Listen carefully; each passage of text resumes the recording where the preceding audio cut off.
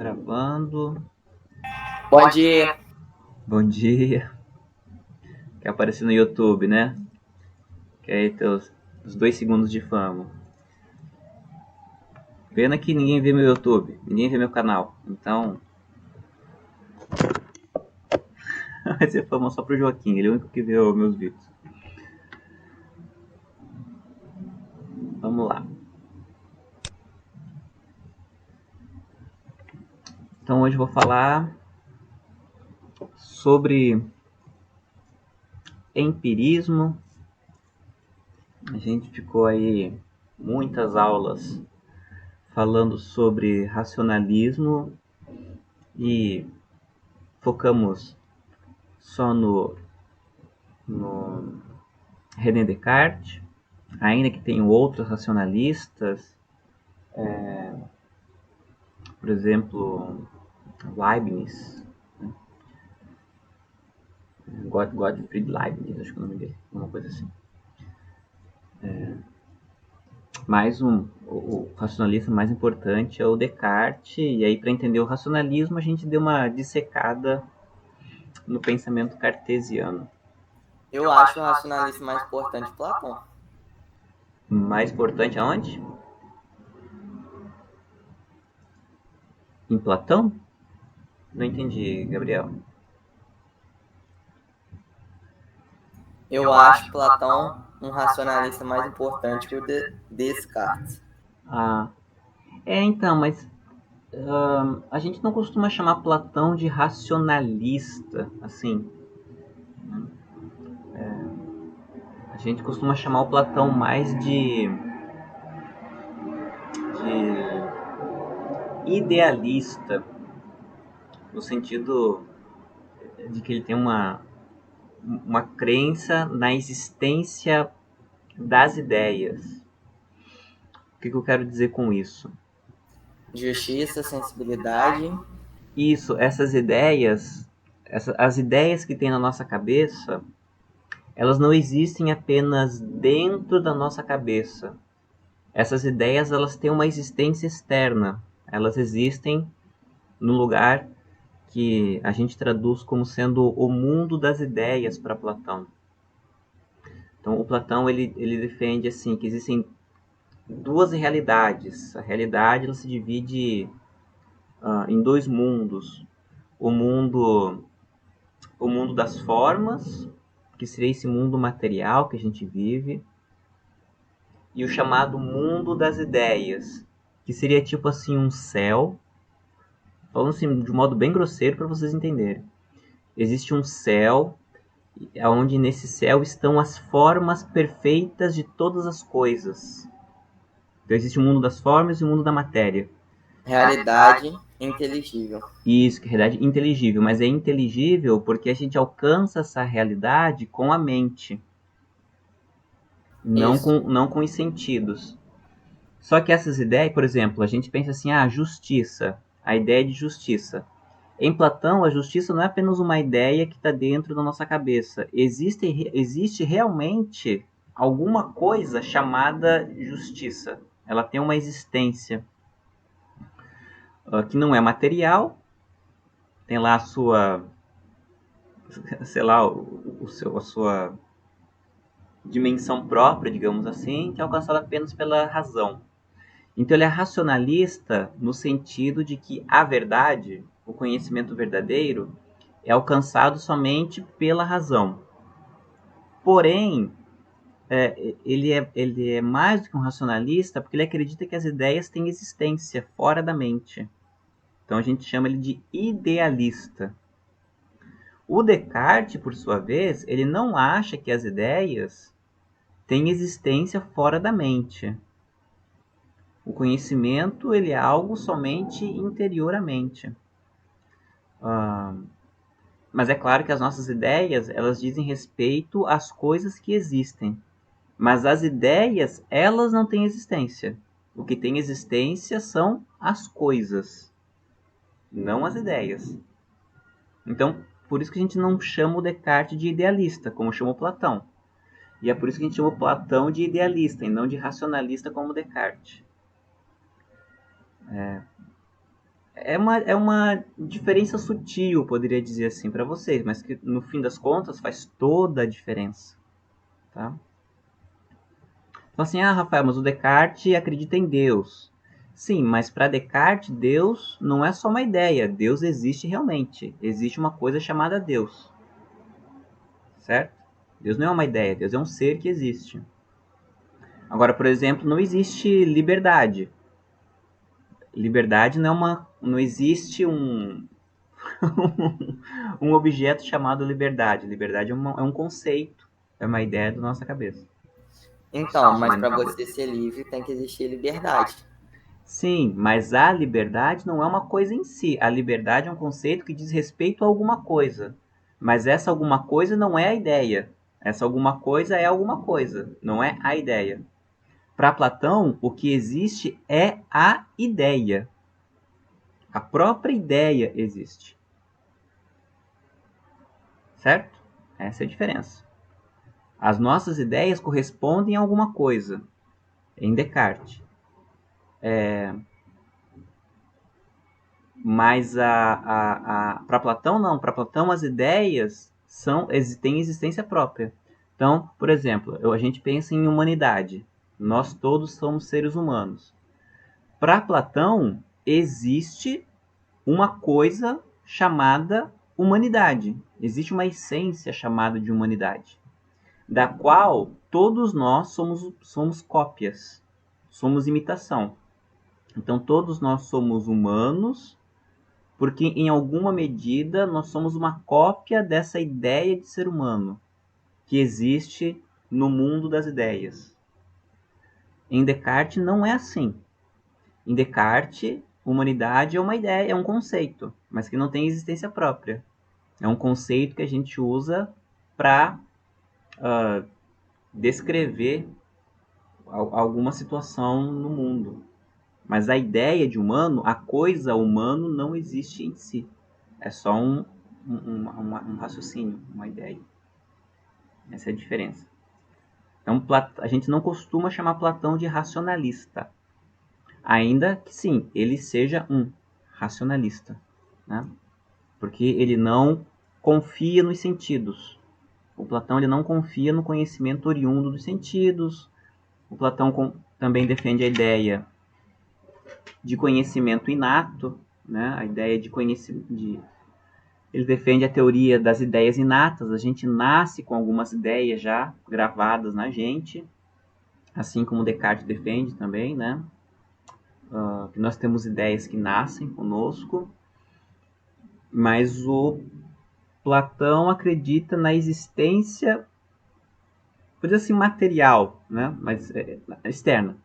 O Platão acredita na existência externa das ideias, existência externa da nossa mente. As ideias existem fora da nossa mente. Enquanto Descartes não. Descartes, as ideias são ideias. As ideias não são as coisas. As ideias são processos mentais que dizem respeito às coisas, que explicam o mundo.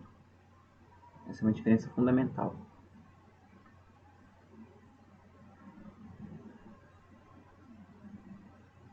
É mais ou menos por aí. Na verdade é mais complicado, mas aí só num doutorado pra gente discutir tudo isso. Depois que vocês ficarem ricos, tiver feito lá medicina, engenharia, faculdade de moda, né? Virar youtuber, virar influencer, aí vocês fazem um doutorado em filosofia, aí a gente pode discutir melhor.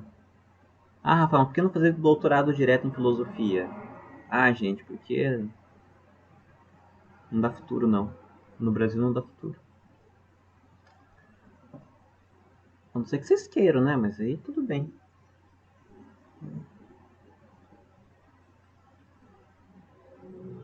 O caso do professor que não motiva os alunos a seguirem sua profissão. O incrível caso do professor que não motiva os alunos a ser professor. Então vamos lá.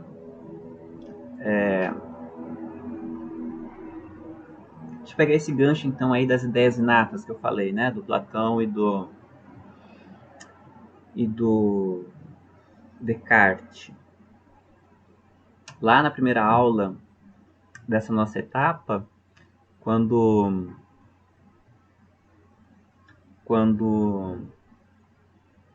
eu falei da diferença entre racionalismo e empirismo, de modo bem grosseiro assim, eu falei que a tese do racionalismo é que o conhecimento ele é uma atividade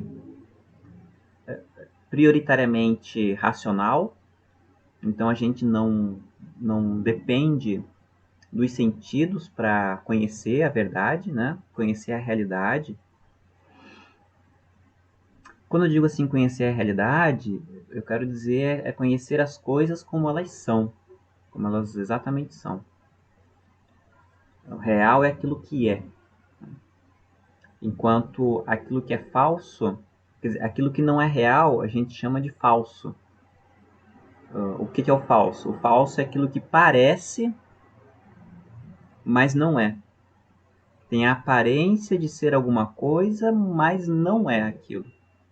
É isso que a gente quer dizer quando chama alguém de falso. Nossa, Rafael é falso pra caramba. Rafael, no caso eu. Poxa, o Rafael é falso pra caramba. Ele, quando tá com a gente na sala de aula, ele é legal, ele é divertido com os alunos, mas quando tá junto com os professores, o Rafael fala mal da gente pra caramba. No conselho de classe, o Rafael quer ferrar todo mundo. Então, o Rafael é falso pra caramba. Por que falso? Porque eu aparento ser uma coisa que na realidade eu não sou. Tá? Isso é ser falso. Então, o racionalismo ele defende a ideia de que a gente só pode conhecer as coisas como elas realmente são a partir da razão. A razão é a única faculdade que nós temos, faculdade não no sentido de universidade, faculdade no sentido de habilidade. Então a razão é a única faculdade humana que nos oportuniza conhecer as coisas como elas realmente são. Enquanto é a sirene da Ucrânia, da escola estadual que tem aqui do lado. Parece, caraca, você vê, né? Você vê como escola é uma coisa trágica, né?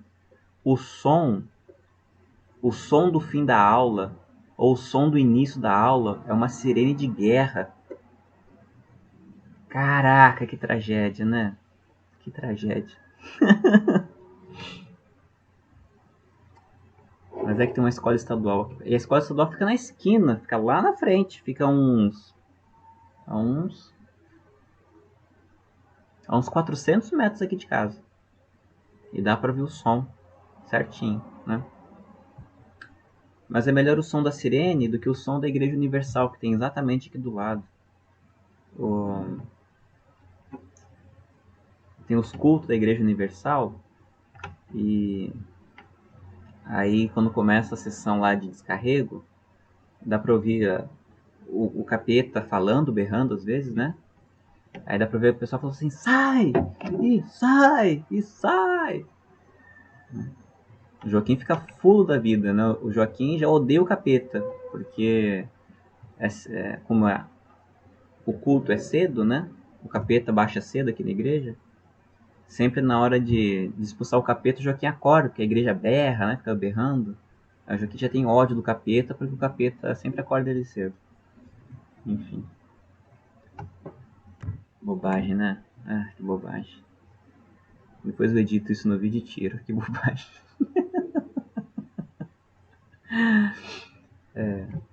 O Estevão falar aqui que devemos mudar o sinal e colocar música. No. No. No Wi-Fi não tem sinal, né? No Wi-Fi não tem sinal. Não sei se vocês já perceberam isso, né? Vocês Vocês estão começando aí no IF agora? 2 anos de IF só agora indo pro IF. Não, já estão fazendo greve, né? Não para. Pois é, né? Caraca, mano, 2 anos de caos e estão discutindo greve. Inacreditável, né? Inacreditável, cara. Hoje tem assembleia. Hoje tem assembleia para decidir. Vocês são a favor da greve? Claro que não. Claro que eu não sou a favor da greve. É absurdo. Absurdo total. É absurdo total. Claro que a gente tá aí, sei lá, eu tô há 5 anos sem receber. ah, 5 anos sem receber aumento e 3 anos sem receber reajuste da inflação. Então, assim, o nosso salário está 20% defasado. Eu estou ganhando a mesma coisa que eu estou ganhando em 2016.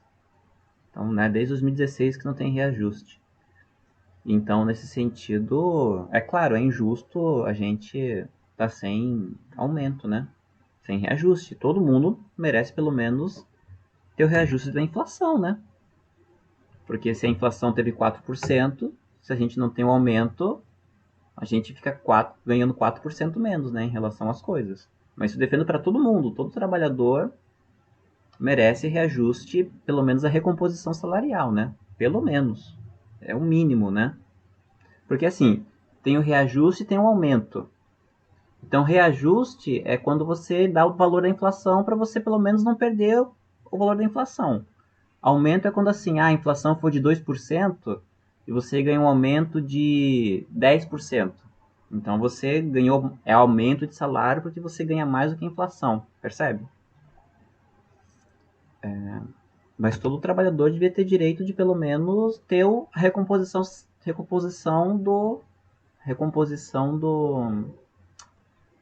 da inflação, né?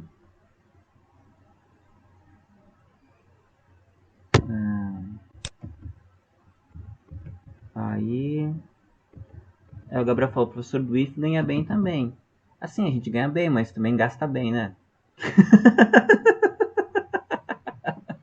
A gente ganha bem, mas gasta bem também. O Pedro desconcorda comigo.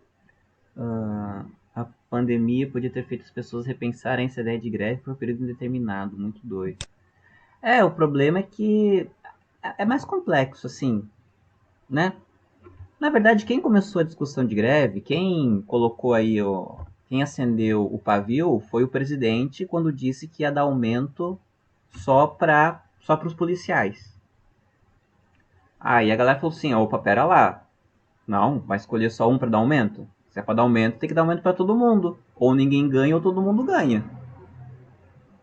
É aí que começou o problema, entenderam? Até então o pessoal tava de boas, assim. Não de boas, mas tava quietinho. Quando o presidente falou que ia dar aumento para um e não ia dar aumento para o resto, aí a confusão começou. Tanto que vocês devem ter acompanhado a discussão, né? Que quem começou a falar em greve foi o pessoal da Receita Federal. Lembram disso? A Receita Federal falou que ia parar, depois o pessoal do Banco Central. Então, assim, na verdade, o, a culpa foi do presidente, que falou assim que ia dar aumento só para uma categoria. Ele que começou a confusão toda. E a greve, agora discutida, não é greve só de professor, não, mas a greve é greve da maior parte do funcionalismo federal, tá? Assim, só para tentar situar vocês, assim, não são os professores que estão querendo fazer greve. A discussão da greve é em várias categorias, tá bom? E os professores entraram na mesma onda de pressão, é nesse sentido, assim. Tanto que é greve geral, tá?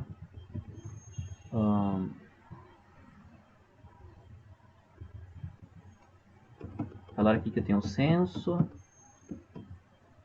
Enfim, mas tem que pegar as coisas, né? O Gabriel disse que quem se fode são os alunos. Não, não, a gente se ferra também. A gente se ferra muito em greve, tá? Se ferra pra caramba. Não pensa que é tranquilidade não, porque tem que ficar repondo aula, tem perseguição política. Não é assim, vamos fazer greve para tirar férias. Isso aqui o pessoal que está fora da greve pensa. Mas o trabalhador que faz greve sabe o que passa, tá? Mas realmente os alunos se prejudicam, sem dúvida nenhuma. O dólar está caindo. Mas o dólar não. O dólar cai, mas os preços não baixam, tá? O aumento vem rapidinho, mas os descontos nunca aparecem. O Pedro diz que tratam o aluno como objeto, porque já estão atrasados. Não trato como objeto, não. Não é assim. O problema é que vocês são os. Vocês são as pessoas que recebem diretamente, né? Mas, por exemplo, quando teve greve de caminhoneiro, o Brasil inteiro se ferrou. Começou a faltar comida, faltar água, faltar combustível. Então, assim, vocês se ferram quando o professor faz greve porque vocês usufruem dos serviços do professor. Mas toda vez que uma categoria faz greve, eles sempre ferram alguém, né? Alguém sempre se ferra nessa história de greve.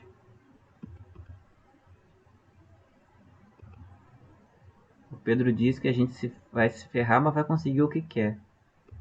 Cara, então, aí que tá. A greve nem sempre tem resultado. Às vezes é só prejuízo mesmo.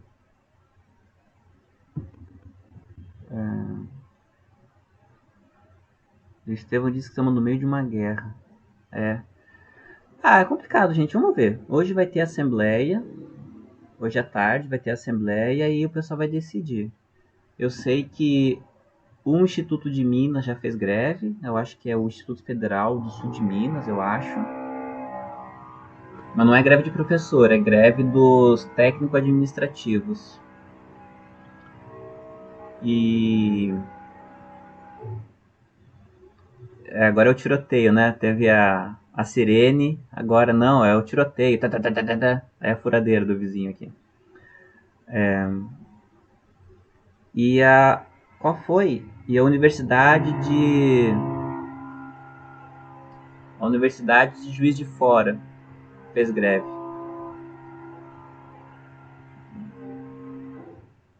Tá tendo mudança aqui no prédio hoje, então vai ser uma barulheira o dia inteiro. Mas aqui passa helicóptero direto, toda hora tem helicóptero passando aqui em cima. Então. É helicóptero, polícia, ambulância. Parece zona de guerra mesmo aqui. Se você ficar trancado no apartamento, pensa que tá. O mundo tá acabando lá fora. É muita barulheira. É, Niterói, mora em Niterói. Cidade grande, né? Cidade grande é assim, né? É loucura. É avião, helicóptero, tiro. Toda semana tem tiro aqui do lado de casa. Tem uma comunidade aqui do lado, tem tiroteio. Uma doideira.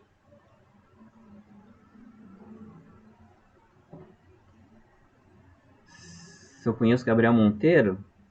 Eu conheço, né? Mas ele é vereador do Rio, não é de Niterói, não. Estevão nasceu aqui. Bom, é por isso que tá vendo por que Descartes demorou um mês pra gente ver? Porque, né, a gente fica falando de outras coisas. E o empirismo? Bom, o empirismo defende a seguinte ideia.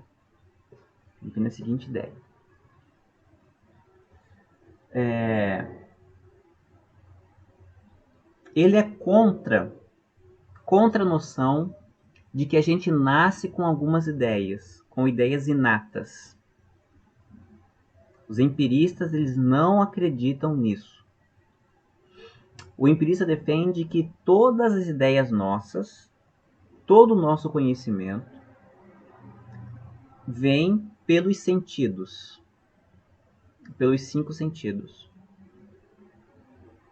Então, aquela historinha do Descartes, de que diz assim, eu tenho a ideia da perfeição, eu tenho a ideia da eternidade, eu tenho a ideia da onisciência, mas eu não conheço nada que seja eterno, eu não conheço nada que seja perfeito, né? Então como é que eu posso ter essas ideias se eu não conheço nada assim? Então isso só pode indicar que eu já nasci com essas ideias.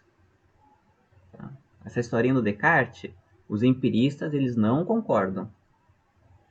O Platão também, já que está falando de Platão, o Platão também tem uma ideia parecida. Ele fala assim,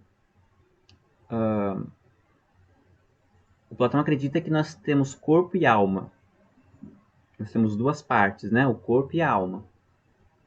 A nossa alma, antes de encarnar, ela fica no céu, morando no céu, olhando para as ideias, olhando para as ideias perfeitas.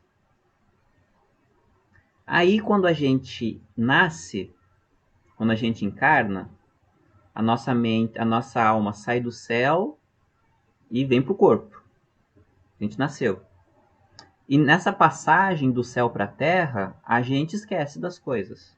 A alma esquece. Pensa, a altura do céu, né? A alma cai do céu até a terra, bate a cabeça, amnésia, né? Amnésia.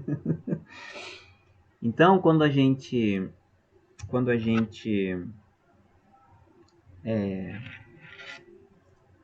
nasce, a alma esquece das coisas.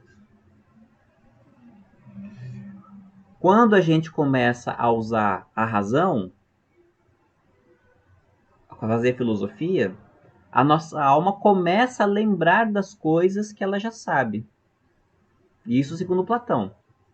Então, para Platão, a gente não aprende nada. Para Platão, a gente lembra das coisas que a alma já sabe. Então, ele também trabalha com a ideia de que a nossa alma já nasce com conhecimento. Certo? Então, de novo, os empiristas, eles não concordam com essa ideia. Os empiristas, eles defendem que todo conhecimento nosso, ele vem pelos sentidos.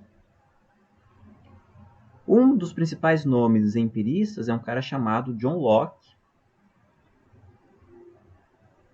que ele também lá é de 1600, John Locke. Ele também é de 1600, né, dessa época aí. E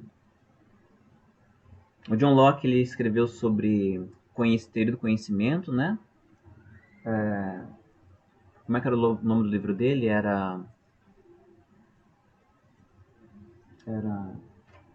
Conhecimento Humano? Como é que é o nome?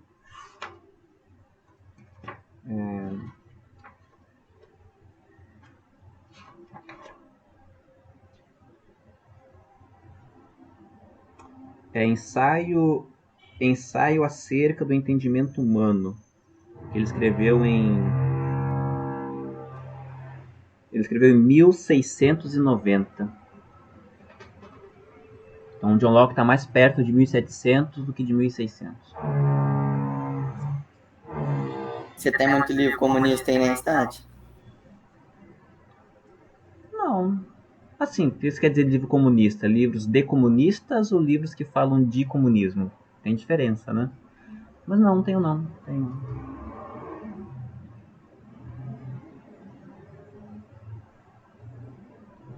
Não tenho não.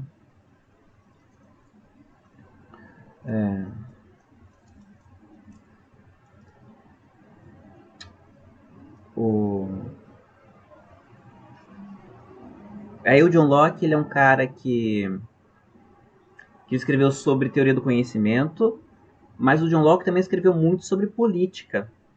Tanto que muitos dizem que o John Locke, ele é o pai do liberalismo. Sabe o liberalismo? Então, eu sou liberal, não sei o quê. Então, John Locke é o pai do liberalismo. Dizem, né? Muitos dizem. Então, ele é um cara bastante importante na história do pensamento ocidental. Tanto na parte do conhecimento, como na parte da política. No ano que vem, no terceiro ano, a gente vê política, filosofia política. Se eu der aula para vocês, se eu for o professor de vocês, a gente estuda a teoria política do John Locke. Aí eu explico um pouquinho do liberalismo a partir da ideia do John Locke. Filosofia helenística no terceiro ano? Filosofia helenística? Não. Isso. Seria nos... Cara, na verdade, assim, a gente quase nem... Eu trabalho um filósofo helenista, que é o Epicuro, quando a gente estuda ética. Mas geralmente não se trabalha filosofia helenística, não. Porque o que é filosofia helenística, né? É aquela filosofia feita em Roma. Porque tem a filosofia grega clássica, que vai até Aristóteles. Aí a Grécia acaba, porque os macedônicos invadem a Grécia e os gregos são espalhados. E aí a cultura grega ela é mantida em Roma, no Império Romano. Então essa filosofia grega feita dentro do Império Romano é chamada de filosofia helenista. Aí são os céticos, são os epicuristas, os estoicos, aí tem o Cícero, a filosofia romana, né? A filosofia romana é uma filosofia helenista. Então a gente quase não trabalha esses caras. Eu trabalho Epicuro quando a gente discute ética, né? Mas de resto quase não se trabalha filosofia helenística no ensino médio, não. O Pedro pergunta se tem outro professor de filosofia no IF. Tem um professor de filosofia no IF, o Francisco. Ele está dando aula para os terceiros anos agora. Francisco Bacon. E aí, mas eu não sei ano que vem se ele vai continuar, se... Ano que vem que eu digo 2022, né? Ali em maio. Não sei se quando começar 2022 ele vai continuar ainda no IF, porque ele é professor contratado. E se ele continuar, eu não sei quais turmas ele vai pegar, né? Por enquanto ele está com o terceiro ano. Eu estou com o segundo. Ele também está com o segundo ano de Química e de Informática. Eu estou com vocês.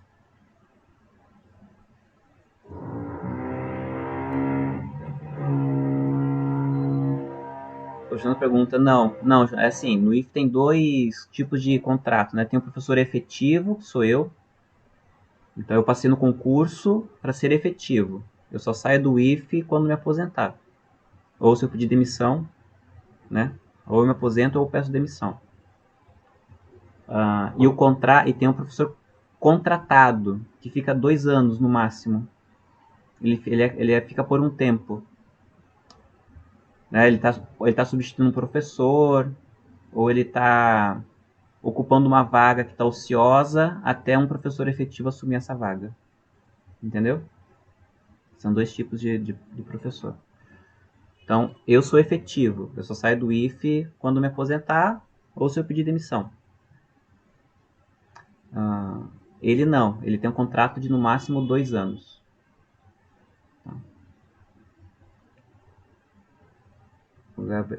Eu saio. Ou se eu fizer merda, claro. Mas eu acho que não vou fazer, né?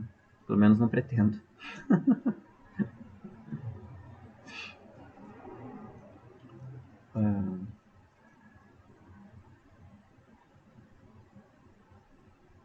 E aí, então, o empirismo ele defende isso.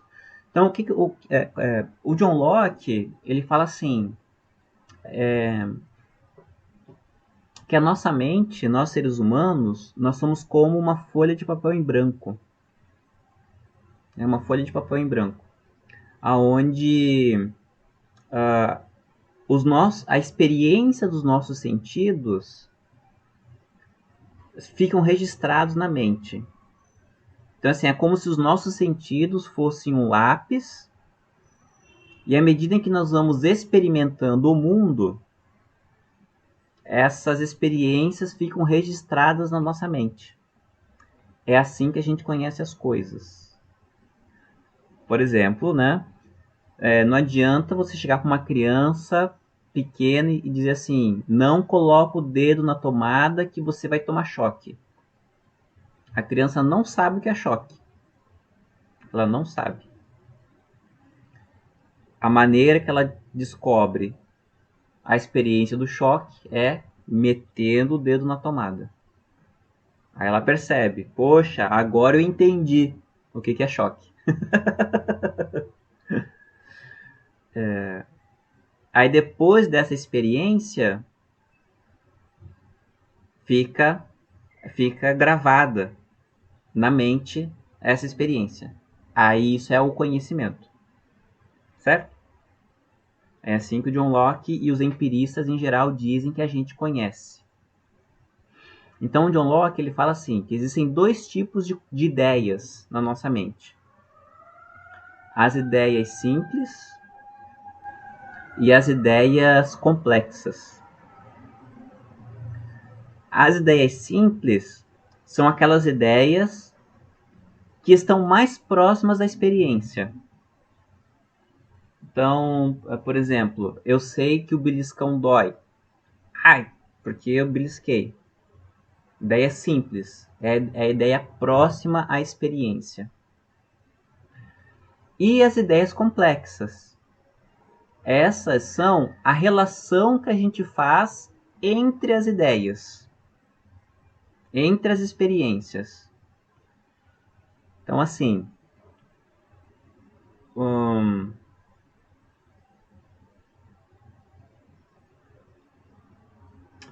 eu sei que o fogo queima.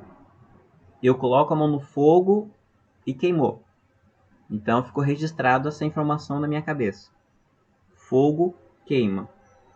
Fogo é quente e queima.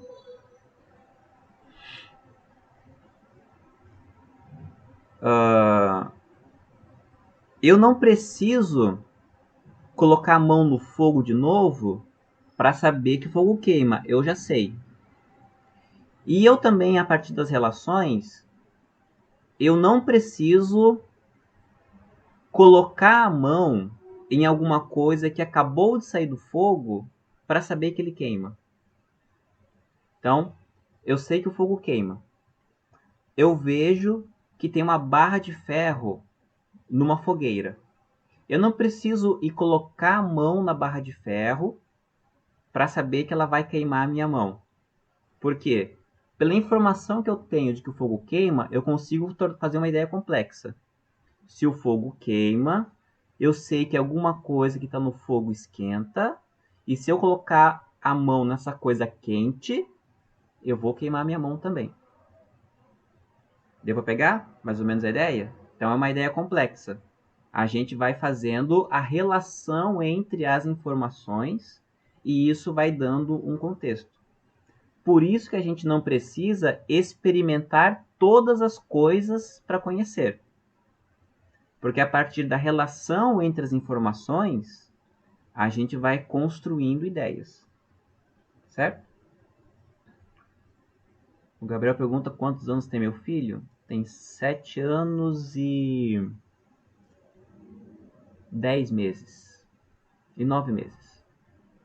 Ele faz aniversário em junho. Em junho ele faz 8 anos.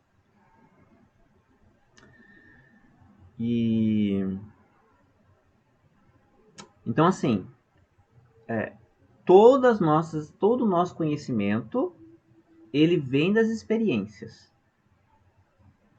Mas a gente não precisa experimentar todas as coisas para conhecer. Porque a partir do momento em que a gente vai guardando informações, a gente vai fazendo a relação entre essas informações e aí fazendo ideias mais complexas. Que é o argumento... E assim, e também tem a questão da experiência dos outros, né? Que geralmente é o argumento dos nossos pais. Você fala assim, mãe, eu quero fazer tal coisa. Aí tua mãe fala assim, é melhor você não fazer não, porque vai dar ruim. Aí você fala assim, mas mãe, mas eu quero fazer. Aí a tua mãe fala assim, mas eu já fiz isso e deu ruim. Eu sei que dá ruim, porque eu fiz isso e deu ruim. Então é melhor você não fazer. Acredita em mim. Então, então o conhecimento humano, o nosso conhecimento, ele é sempre pautado na experiência. Seja na nossa experiência, na nossa experimentação, ou seja, na experimentação de outras pessoas, que vira informação. Quer ver, por exemplo, como é que a gente sabe que a gente pode comer maçã e não morre depois de comer maçã? Porque um dia alguém comeu maçã e não morreu. Aí todo mundo começou a comer maçã. E como é que a gente sabe que tem algumas coisas na natureza que a gente come e mata a gente? Porque um dia alguém comeu e morreu. Geralmente é assim, né? Então o conjunto das experiências vai fazendo o conhecimento. Essa é a tese do empirista. Essa é a tese do empirismo. Básica, simples assim. Tá? Então, não existem ideias que nascem com a gente. Não existe. A nossa mente é como uma folha em branco que vai sendo preenchida com as coisas que nós experimentamos. Tudo aquilo que a gente experimenta vira uma informação. E o conjunto dessas informações, à medida que a gente vai refletindo sobre elas, a gente vai fazendo conexões entre essas informações e vai formando o conhecimento mais complexo. Certo? Quanto mais perto da experiência nós estamos, mais próximo da verdade nós estamos. Quanto mais afastado da experiência, mais dúvidas nós temos. Então, quanto mais perto da experiência, mais certeza. Quanto mais afastado da experiência, mais dúvidas.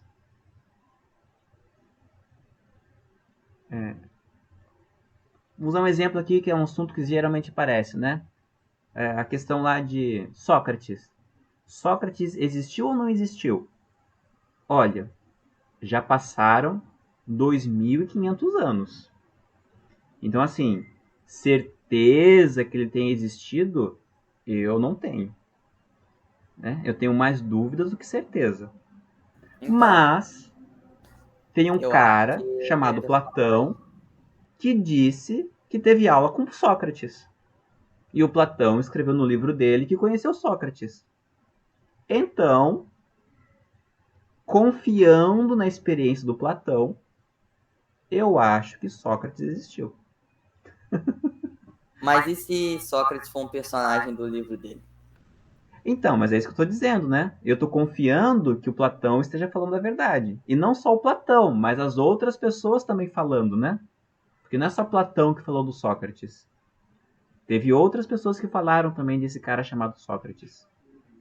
Então, confiando na experiência dessas pessoas, eu acho que o Sócrates existiu. Mas se perguntar assim para mim, Rafael, eu vou dizer, cara, eu não tenho a menor certeza, porque isso aí aconteceu há 2.500 anos atrás. Então eu não sei. Eu não sei. Certo? Quanto mais perto da experiência, mais certeza. Quanto mais afastado da experiência, mais dúvida. Tá? Tanto que é por isso que geralmente a gente não ouve os pais, né? A mãe fala assim, isso vai dar ruim, mas como você não experimentou, você não acredita na mãe. Aí você vai lá, faz e dá ruim. Aí a tua mãe fala pra você, viu? Não te falei? É por isso. Quanto mais perto da experiência, mais certeza. Quanto mais longe da experiência, mais dúvidas. É assim que o empirismo trabalha. Tá? E mas o interessante é que o John Locke, ele acredita em Deus. Ele é um empirista. Como é que ele vai defender Deus sendo um empirista? Já que Deus não se experimenta. Como é que se experimenta Deus? A gente não vê, a gente não ouve, a gente não encosta, não sente cheiro, não prova com os lábios. Como é que fica Deus nessa parada aí, pro John Locke? E ele defende Deus. Ele acha que Deus existe. Mas como é que ele vai experimentar Deus? Ah, você fala, mas as pessoas experimentam Deus. Não, não, mas é um experimentar assim, é um sentir. Estou sentindo Deus, é meio que uma emoção, né? Não é uma coisa material. As pessoas não ouvem Deus como vocês estão me ouvindo. Né? A pessoa sente a presença de Deus, né? Ah, estou sentindo a presença de Deus. Mas é uma coisa, não é um sentimento dos sentidos, dos 5 sentidos. É uma coisa mística, digamos assim, né? Então, como é que, como empirista, o Locke ele fala de algo que não passa pelos sentidos? Como é que ele defende essa verdade? Bom, isso é uma coisa que eu converso um pouquinho semana que vem. E aí eu encerro falando um pouquinho do ceticismo, né, do David Hume. Que o David Hume não é nem racionalista, nem empirista. O David Hume é um cético. Ele diz que não dá para ter certeza de nada. Mas aí também eu falo disso semana que vem. Nossa última aula semana que vem, tá? Então só lembrando, não deixem de fazer o fórum, porque semana que vem é a última semana, depois eu só correria. Tá? Fiquem bem e até semana que vem.